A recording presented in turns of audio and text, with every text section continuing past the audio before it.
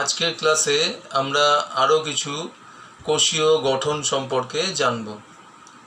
আজকের পড়া আমরা শুরু করব এমন কয়েকটি অঙ্গাণু দিয়ে যে অঙ্গাণুগুলির কোনো একক পর্দা আবৃত নয়। আগের ক্লাসে আমরা এক একক পর্দাবৃত এবং দ্বি একক পর্দাবৃত অঙ্গাণুগুলি সম্পর্কে জেনেছি।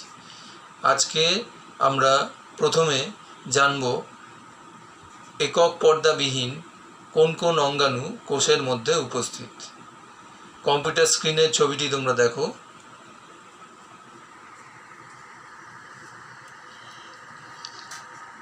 বুঝতেই পারছো কোষীয় অঙ্গাণুটি হলো রাইবোজোম।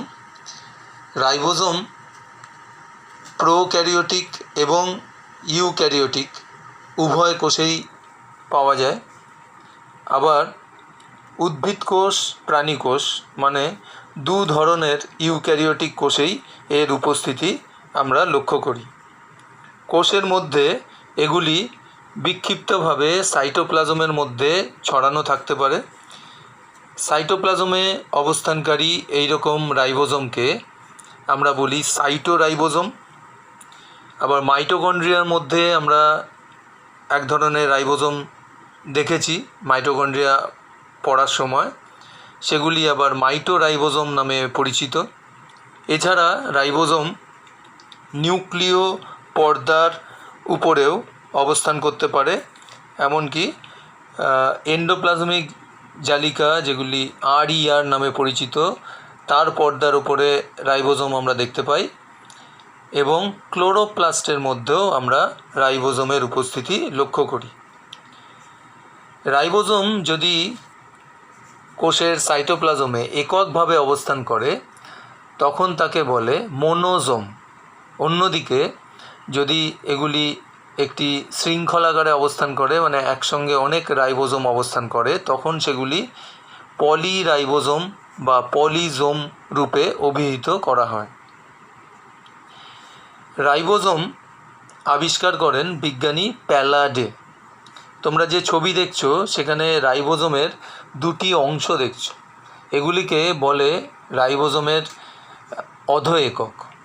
এই অধ এককের মধ্যে একটি বড়, ছবিতে দেখো লেখা আছে লার্জ সাব ইউনিট, অন্যটি ছোট স্মল সাব ইউনিট।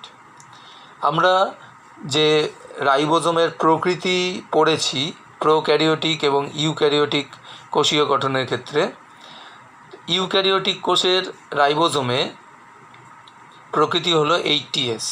এবার 80S যে রাইবোজোম, সেই 80S রাইবোজোমের যেটি বড় অধ একক সেটি 60S প্রকৃতির হয় এবং ছোটটি 40S প্রকৃতির হয়। অন্যদিকে প্রোক্যারিওটিক কোষে 70S রাইবোজোমের বড় এককটি 50S প্রকৃতির এবং ছোটটি 30S প্রকৃতির হয়। তোমাদের মনে সংশয় হয় যে এই রকম সংখ্যাগুলির তাৎপর্য কী? অনেক সময় তোমরা এগুলোর যোগফল ভাবো যে 50 আর 30-এ কী করে 70S হচ্ছে, আর 60 আর 40-তে কী করে 80S হচ্ছে। এটি কিন্তু কোনো যোগফলের ব্যাপার নয়। কোনো কোষীয় অঙ্গাণুকে যখন কোষ থেকে পৃথক করা হয় তখন কোষ ভগ্নাংশকরণ বা সেল ফ্র্যাকশনেশন পদ্ধতির সাহায্য নেওয়া হয়। সেল ফ্র্যাকশনেশন পদ্ধতিতে কি করা হয়, একটি টেস্ট টিউবের মধ্যে কোষীয় উপাদান রেখে সেগুলিকে দ্রুত গতিতে কেন্দ্রাতিক বল বা সেন্ট্রিফিউগাল ফোর্সে ঘোরানো হয় এবং নির্দিষ্ট গতিতে কোষীয় অঙ্গাণুগুলি তাদের আণবিক আকৃতি অনুযায়ী সেন্ট্রিফিউজ নলের তলায় মানে টেস্ট টিউবের তলায় অধক্ষিপ্ত হয়। এখানে S কথাটি হলো অধক্ষেপণ গুণাঙ্ক বা সেডিমেন্টেশন কোএফিসিয়েন্ট। এটি ভেদবার্গ একক নামেও পরিচিত। ভেদবার্গ আমি উচ্চারণ করছি V দিয়ে, কিন্তু এর শুরুতে রয়েছে S লেটারটি, এসটি উচ্চারিত হয় না। তো ভেদবার্গ একক থেকেও এই S কথাটির উৎপত্তি বলা যেতে পারে। যেমন অধক্ষেপণ গুণাঙ্ক বা সেডিমেন্টেশন কোএফিসিয়েন্ট বোঝাচ্ছে, আবার S লেটারটি দিয়ে ভেদবার্গ এককও বোঝাচ্ছে। এই দুটি অধঃএকক প্রোটিন সংশ্লেষের সময় পরস্পর যুক্ত হয়। ম্যাগনেসিয়াম আয়নের স্বল্প গাঢ়ত্বে রাইবোজোমের দুটি অধঃএকক পরস্পরের সাথে যুক্ত হয়। প্রোটিন সংশ্লেষের সময় আমরা এগুলিকে এরকমভাবে যুক্ত হতে দেখি। রাইবোজোম প্রোটিন সংশ্লেষ করে বলে এটি কোষের প্রোটিন ফ্যাক্টরি নামেও পরিচিত। এছাড়া কোষে ফ্যাটের বিপাকেও রাইবোজোমের ভূমিকা আমরা দেখতে পাই। এর পরের কোষীয় অঙ্গাণুটি আরেকটি একক পর্দাবিহীন কোষীয় অঙ্গাণু, সেটি হলো সেন্ট্রোজোম।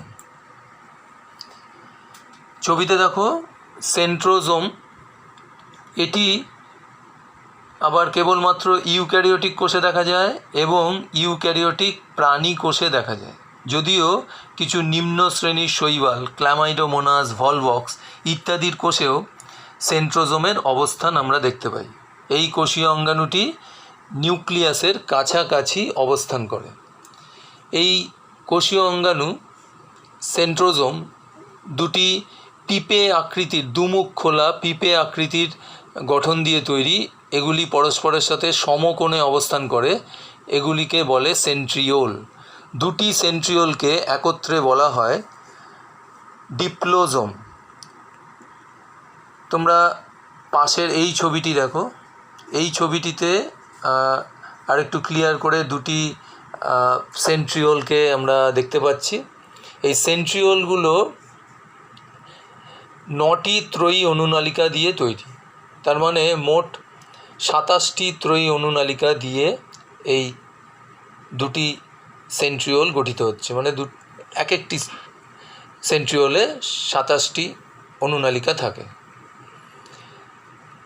দুটি সেন্ট্রিওলকে ঘিরে সাইটোপ্লাজমের পাতলা স্তর থাকে, যাকে বলে সেন্ট্রোস্ফিয়ার।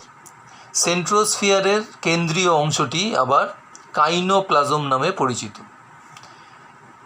এই সেন্ট্রিওলগুলিকে যদি প্রস্থচ্ছেদ করা হয় তাহলে আমরা এই রকম একটি ছবি দেখতে পাই।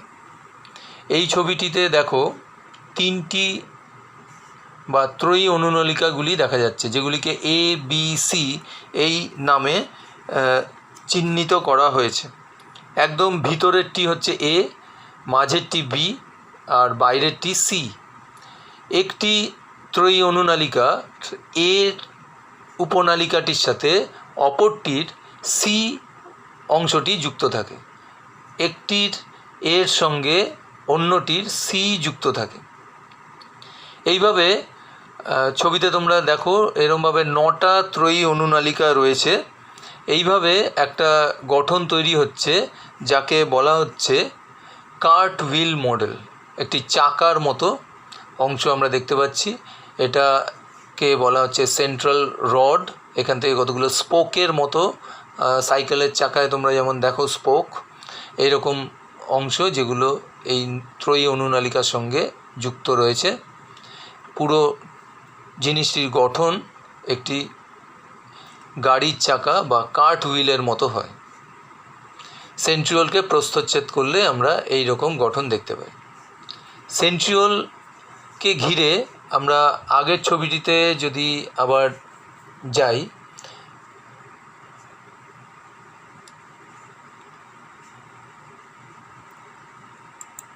এই ছবিটিতে আমরা কতগুলি মাইক্রোটিউবুলের মতো অংশ দেখছি। এই মাইক্রোটিউবুল লেখাও আছে, মাইক্রোটিউবুল দেখো। এই মাইক্রোটিউবুলগুলি আসলে অ্যাস্ট্রাল রশ্মি। অ্যাস্ট্রাল রশ্মি এক ধরনের মাইক্রোটিউবুল। এই অ্যাস্ট্রাল রশ্মিগুলি থেকেই প্রাণী কোষের বিভাজনের সময় বেম তন্তু গঠিত হয়। তাহলে সেন্ট্রোজোম বা সেন্ট্রিওলের একটি গুরুত্বপূর্ণ কাজ হচ্ছে প্রাণী কোষের বিভাজনে বেম তন্তু গঠন করা। সেন্ট্রিওল বা সেন্ট্রোজোম আর কি কাজ করতে পারে? শুক্রাণু, যা পুং জননকোষ নামে আমরা জানি, সেই শুক্রাণুর পুচ্ছ অংশ গঠন করতে সাহায্য করে সেন্ট্রোজোম বা সেন্ট্রিওল। এই প্রসঙ্গে আরেকটি কথা আমি তোমাদের মনে করাতে চাই। গলগি বস্তু বলে যে কোষীয় অঙ্গাণুটি আমরা পড়েছি, সেটি শুক্রাণুর মস্তকের অ্যাক্রোজোম বলে একটি গঠন তৈরি করে, আর শুক্রাণুর পুচ্ছ গঠন করে সেন্ট্রোজোম বা সেন্ট্রিওল। তাহলে আমরা এখন পড়লাম দুটি একক পর্দাবিহীন অঙ্গাণু, রাইবোজোম এবং সেন্ট্রোজোম। এবার তোমাদের আরেকটি কোষীয় গঠন আমি দেখাচ্ছি, সেটি হচ্ছে অনুনালিকা বা মাইক্রোটিউবিউল। এই অনুনালিকা বা মাইক্রোটিউবিউল কোষের সাইটোপ্লাজমে ছড়ানো ছেটানো থাকে। এগুলি কোষ কঙ্কাল হিসেবে কাজ করে, মানে কোষের কাঠামো প্রদান করে। এই মাইক্রোটিউবিউল টিউবিউলিন বলে একটি বিশেষ ধরনের প্রোটিন দিয়ে তৈরি। এই টিউবিউলিন আবার দু রকমের হয়, আলফা এবং বিটা। দু রকমের রং দিয়ে দু রকমের টিউবিউলিন বোঝানো হচ্ছে।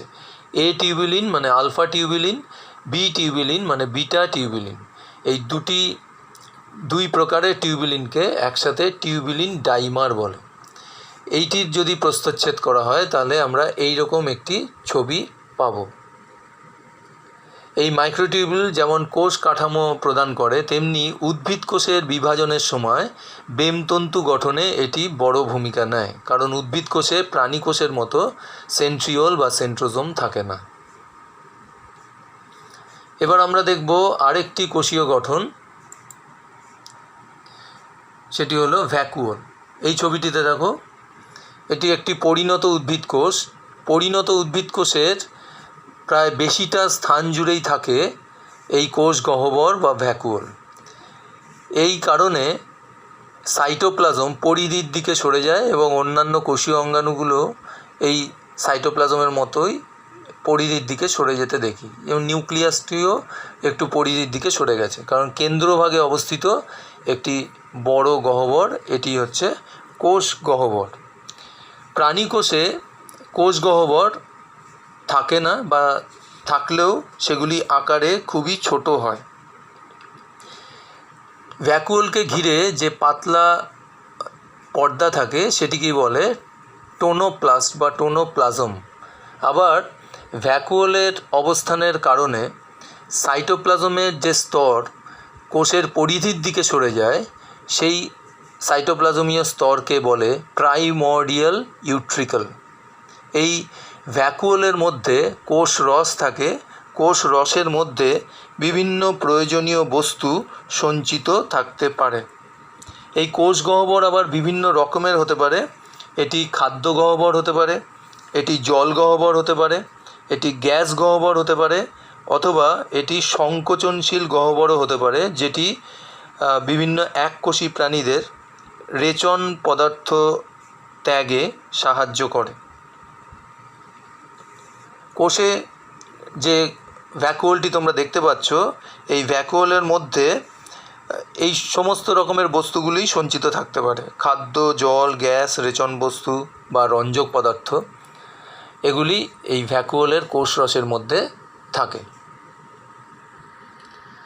তাহলে আমরা আজকের ক্লাসে জানলাম রাইবোজোম, সেন্ট্রোজোম, মাইক্রোটিউবিউল এবং ভ্যাকুওল।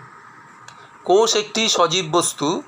কোষের সাইটোপ্লাজমে কিন্তু আবার কিছু নির্জীব বস্তু দেখা যায়। কোষের সাইটোপ্লাজমে যে নির্জীব বস্তুগুলি থাকে সেগুলিকে বলে আর্গাস্টিক বস্তু। এই আর্গাস্টিক বস্তুগুলি আবার বিভিন্ন রকমের হতে পারে। যেমন সেটি কোষে সঞ্চিত খাদ্য হতে পারে।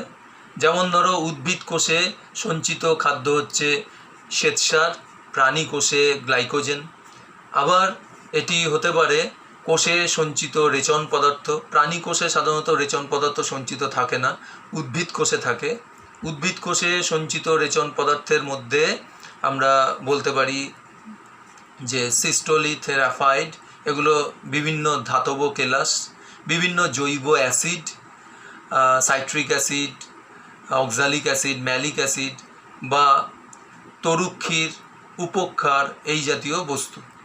তাহলে সঞ্চিত খাদ্য, রেচন পদার্থ, এছাড়া থাকতে পারে কিছু খরিত বস্তু। খরিত বস্তুর মধ্যে কি হতে পারে? সেগুলি হতে পারে উৎসেচক বা হরমোন। তাহলে এই যে বস্তুগুলি সজীব কোষের মধ্যে অবস্থান করছে, কিন্তু এগুলি প্রকৃতপক্ষে নির্জীব। তাহলে কোষের মধ্যে উপস্থিত এই নির্জীব বস্তুগুলিকে বলা হচ্ছে আর্গাস্টিক বস্তু। আবার প্রাণী কোষে নির্দিষ্টভাবে এই নির্জীব বস্তু বা আর্গাস্টিক বস্তুগুলিকে মেটাপ্লাস্টিক বডিও বলে। আজকের ক্লাসে আমরা কোষের সামগ্রিক আলোচনাটি শেষ করলাম। পরের ক্লাসে আমরা এই অধ্যায়ের নতুন কোনো একক আলোচনা করব।